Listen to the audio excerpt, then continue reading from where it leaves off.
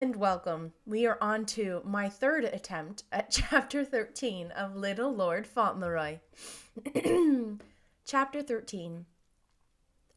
Of course, as soon as the story of Lord Fauntleroy and the difficulties of the Earl of Dorincourt were discussed in the English newspapers, they were discussed in the American newspapers. The story was too interesting to be passed over lightly, and it was talked of a great deal. There were so many versions of it that would have been an edifying thing to buy all the papers and compare them. Mr. Hobbs read so much about it that he became quite bewildered. One paper described his young friend Cedric as an infant in arms, another as a young man at Oxford, winning all the honors and distinguishing himself by writing Greek poems. One said he was engaged to a young lady of great beauty who was the daughter of a duke. Another said he had just been married. The only thing, in fact, which was not said was that he was a little boy, between 7 and 8, with handsome legs and curly hair. One said he was no relation to the Earl of Dorincourt at all, but was a small impostor who sold newspapers and slept in the streets of New York before his mother imposed upon the family lawyer, who came to America to look for the Earl's heir. Then came the descriptions of the new Lord Fauntleroy and his mother. Sometimes she was a gypsy, sometimes an actress, sometimes a beautiful Spaniard, but it was always agreed that the Earl of Dorincourt was her deadly enemy, and would not acknowledge her son as his heir if he could help it. And as there seemed to be some slight flaw in the papers she had produced, it was expected that there would be a long trial, which would be far more interesting than anything ever carried into the court before. Pardon me. Mr. Hobbs used to read the papers until his head was in a whirl, and in the evening he and Dick would talk it over. They found out what an important personage an Earl of Dorincourt was, and what a magnificent income he possessed, and how many estates he owned, and how stately and beautiful was the castle in which he lived. And the more they learned, the more excited they became. "Seems like something ought to be done," said Mr. Hobbs. "Things like them ought to be held on to, or else or no else." But there really was nothing they could do but each write a letter to Cedric, containing assurances of their friendship and sympathy. They wrote those letters as soon as they could after receiving the news, and after having written them, they handed them over to each other to read. This is what Mr. Hobbs read in Dick's letter. "Dear friend, I got your letter, and Mr. Hobbs got his, and we are sorry you are down on your luck, and we say, hold on as long as you can, and don't let go, no one get ahead of you. There is a lot of thieves will make all they can of you if you don't keep your eyes skinned. But this is mostly to say that I've not forgot what you did for me, and if there ain't no better way, come over here and go in partners with me. Business is fine, and I'll see no harm comes to you. Any big filler that tries to come it over you will have to settle it first with Professor Dick Tipton. So, no more at present. Dick." And this is what Dick read in Mr. Hobbs' letter. "Dear Sir, yours received, and would say things look bad. I believe it's a put-up job, and them that's done it ought to be looked after sharp. And what I write to say is two things. I'm going to look this thing up. Keep quiet, and I'll see a lawyer and do all I can.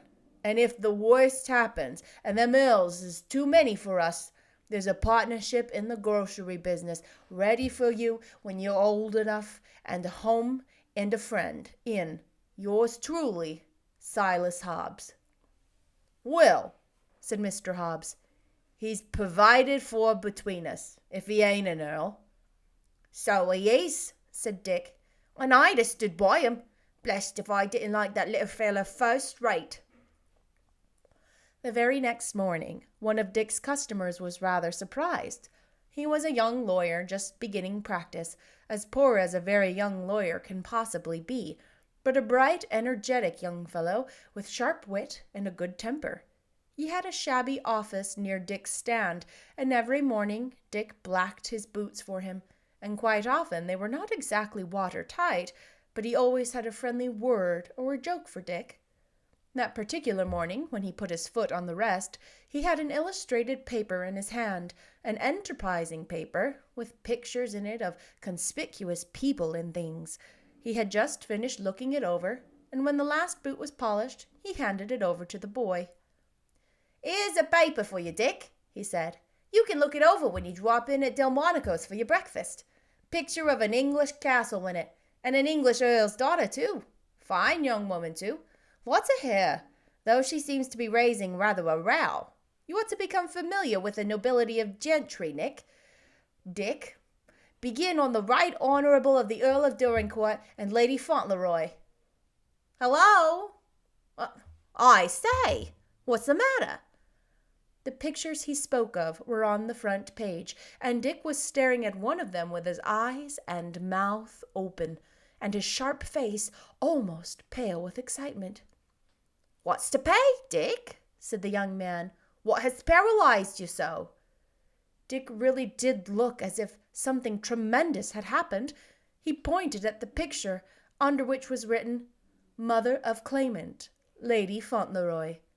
It was the picture of a handsome woman with large eyes and heavy braids of black hair wound round her head. "Her?" said Dick. "Why, I know her better than I know you." The young man began to laugh. "Where did you meet her, Dick?" he said. "At Newport? Or when you ran over to Paris the last time?" Dick actually forgot to grin. He began to gather his brushes and things together, as if he had something to do which would put an end to his business for the present. "Never mind," he said. "I know her, and I've struck work for this morning." And in less than 5 minutes from that time, he was tearing through the streets on his way to Mr. Hobbs and the corner store. Mr. Hobbs could scarcely believe the evidence of his senses when he looked across the counter and saw Dick rush in with the paper in his hand. The boy was out of breath with running, so much out of breath, in fact, that he could scarcely speak as he threw the paper down on the counter. "Hello!" exclaimed Mr. Hobbs. "Hello! What do you got there?" "Look at it!" panted Dick. "Look at that woman in the picture! That's what you look at! She ain't no aristocrat, she ain't!" With withering scorn. "She's no lord's wife, you may eat me if it ain't Minna! Minna! I know her anywheres, and so'd Bean. Just ax him." Mr. Hobbs dropped into his seat. "I knowed it was a put-up job," he said. "I knowed it, and they done it on account of him being American." "Done it?" cried Dick with disgust. "She done it! That's who done it! She was allers always up to her tricks, and I tell her what, come to me, the minute I saw her picture. There was one of them papers we saw had a letter in it, said something about her boy, and it said he had a scar on his chin. Put them two together, her and that there scar. Why, that there boy of hers ain't no more a lord than I am. It's Bean's boy, the little chap she hit when he let fly that plate at me." Professor Dick Tipton had always been a sharp boy, and earning his living in the streets of a big city had made him still sharper. He had learned to keep his eyes open and his wits about him, and it must be confessed he enjoyed immensely the excitement and impatience of that moment. If little Lord Fauntleroy could only have looked into the store that morning, he would certainly have been interested, even if all the discussion and plans had been intended to decide the fate of some other boy than himself. Mr. Hobbs was almost overwhelmed by his sense of responsibility, and Dick was all alive and full of energy. He began to write a letter to Ben, and he cut out the picture and enclosed it to him. And Mr. Hobbs wrote a letter to Cedric and one to the Earl. They were in the midst of this letter-writing when a new idea came to Dick. "Say," he said, "the feller that give me the paper, he's a lawyer. Let's ax him what we better do. Lawyers knows it all." Mr. Hobbs was immensely impressed by this suggestion and Dick's capacity for business. "That's so," he replied. "This here's course for lawyers." And leaving the store in the care of a substitute, he struggled into his coat and marched downtown with Dick, and the two presented themselves with their romantic story in Mr. Harrison's office, much to that young man's astonishment. If he had not been a very young lawyer, with a very enterprising mind and a great deal of spare time on his hands, he might not have been so readily interested in what they had to say, for it all certainly sounded very wild and queer.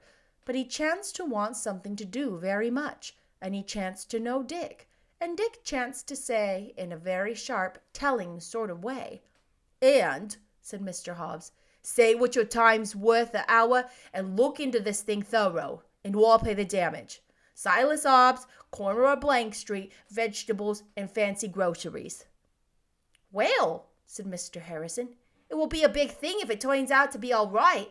And it will be almost as big thing for me as for Lord Fauntleroy. And at any rate, no harm can be done by investigating. It appears there has been some dubiousness about the child. The woman contradicted herself in some of her statements about his age and aroused suspicion. The first persons to be written to are Dick's brother and the Earl of Dorincourt's family lawyer."